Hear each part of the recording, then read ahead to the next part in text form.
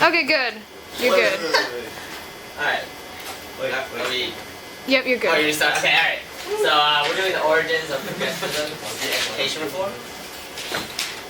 And the reason the progressive era developed is began as a response to the Gilded Era. Like the corruption, the situation, economic and social situation, workers were mistreated, and then there was this higher upper class taking control of everything. And a lot of new philosophies and ideas came about. Like this socialist ideology saying the government should now be more control. This laissez-faire idea prior, where the government's hands off and we let everything develop, like the social Darwinism. We let people gradually get rich, and then eventually the poor people will not survive, and eventually they're the only rich people. That's what the idea said. And pretty much we wanted all the wealth that's gathered to be allocated towards state growth or health. Pretty much that everything should be geared towards the future of the United States and becoming a superpower, a greater strength as a total country. And focus on sciences. We'll talk about education reform later.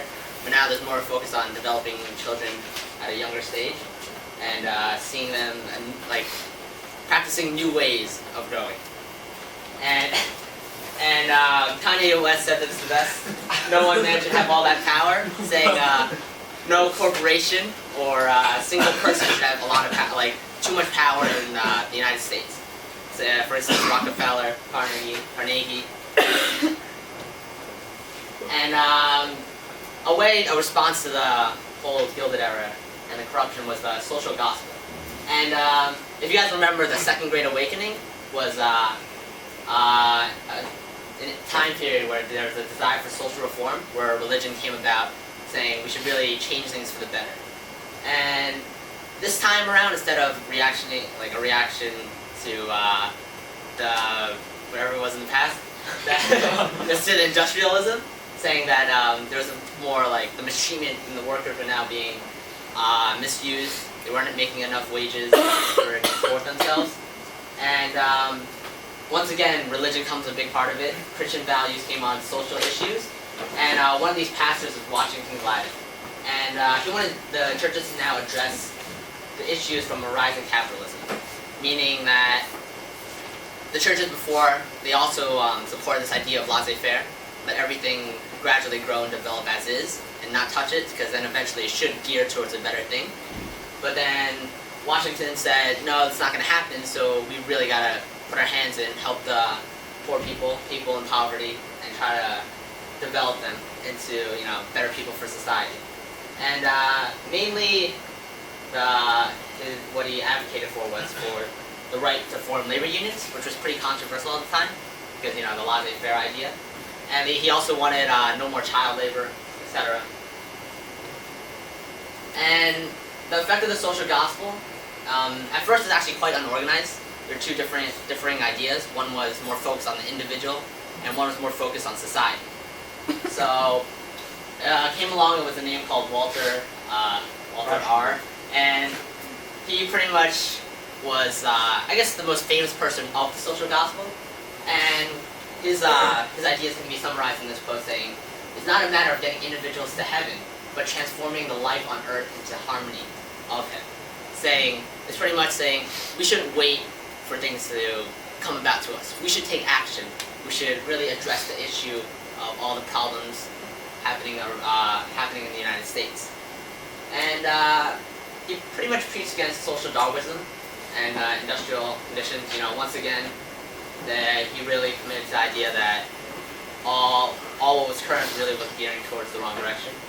And a lot of new organizations came about. A lot of them still function today. Salvation Army, YMCA. These geared towards helping younger children or helping people who in desperate need by supplying them with clothing, etc., a place to recreation, stay out of trouble.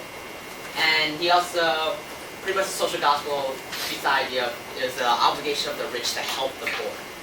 And as a result, the rich should be employing them, educating them for the better, and teaching them how to get to a state where they're going to be rich as well. So Rodriguez is the name, but Teddy Roosevelt gave to journalists who expose injustices in cultivation and society. And they're very effective because people get these things as strategy. So Frank Norris wrote The Octopus, and Roosevelt found this like struggling due to the railroad monopolies, like that paid tariffs all the goods, and that led to the global security to the U.S. case and the breakup of many railroad monopolies. Ida Bell wrote articles in the Affairs magazine about Rockefeller Company and its ruthless business tactics that didn't allow competition, and that led to the split of his company. Jacob Rees took pictures and wrote about Paul in New York, and he shocked his readers. Like they didn't think of America as a land of equality and opportunity anymore, and this led to the passing of many laws that helped the poor people.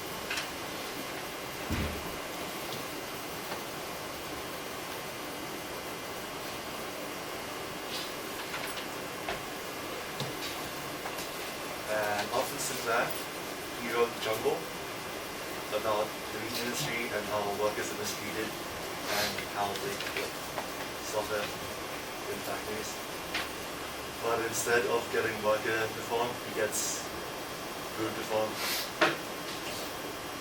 Like the FDA today, the Pure Food and Drug Act is passed, so all food and medicine has to be labeled with ingredients and side effects, and all meat has to be sent to video.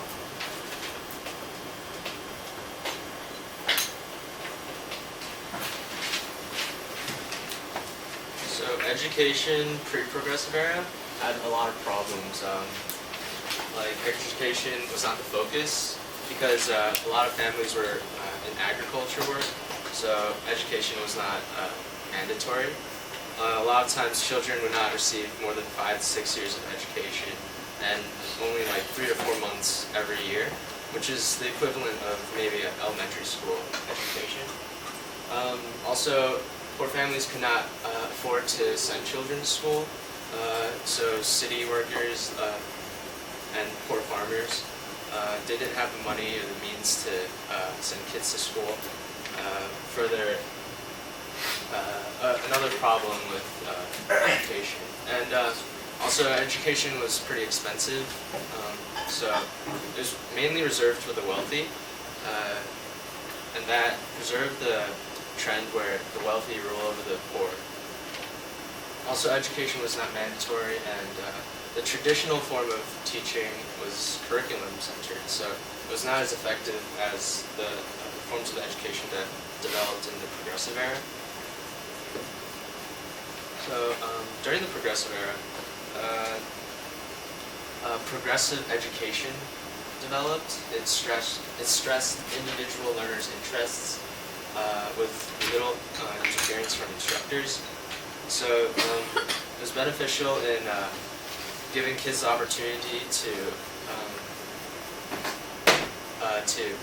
pursue a topic or field that they enjoyed, but Dewey, who was a big educational reformist, saw that it put too much of an adult standard on the children and expected too much of them.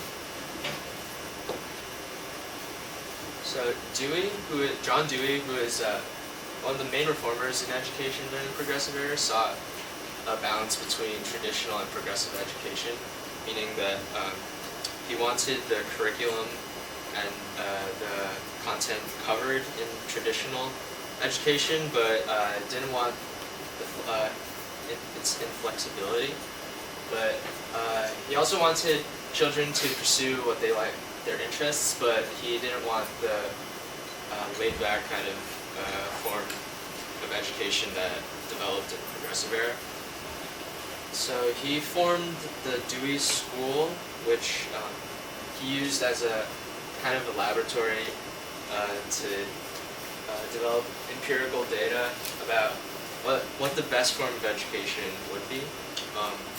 His Dewey education focused on the hands-on education, where children would be interactive with what they were learning and what they were doing.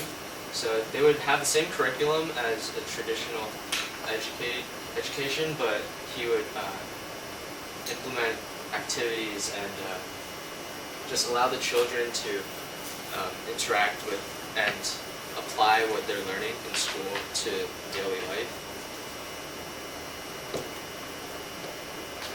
So he saw this as beneficial because he thought that an educated population would mean for a better society, and that educated students would be a valuable part of society.